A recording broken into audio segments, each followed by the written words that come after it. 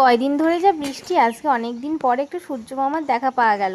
আর এইদিকে দেখো আমি সকাল সকাল ঘুম থেকে উঠে পড়েছি। সকাল বলতে 6টা সাড়ে 6টার মধ্যে আমি রেগুলারই ঘুম থেকে উঠে পড়ি, সে যতই রাত করে শুই না কেন, কারণ আমাকে উঠতেই হয়, উঠতে ইচ্ছা না করলেও।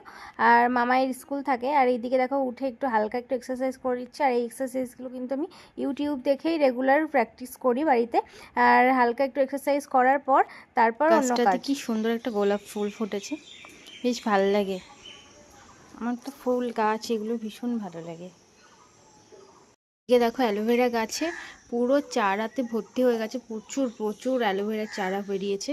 আর এগুলো তো এমনিতে অনেক বড় বড় হয়ে গেছে, মাঝে সাঝে চুলে লাগায় অ্যালোভেরাগুলো, বেশ ভালো।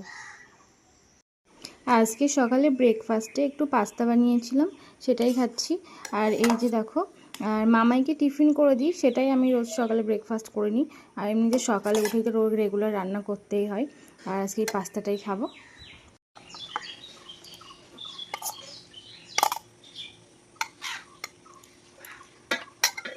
হ্যাঁ, আজকে দুপুরে করেছিলাম এখানে মাছের মাথা থেকে ডাঁটার তরকারি, এখানে ভেটকি মাছ, আর এই যে একটু আলু সিদ্ধ।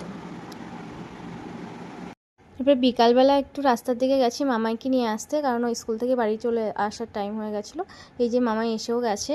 তারপর এই যে দেখো শুধু রাগ, স্কুল থেকে বাড়ি আসার সময় শুধু রাগ দেখাবে। আর আমার ভিডিওটা তোমাদের কেমন লাগলো অবশ্যই কিন্তু জানিও। বাই।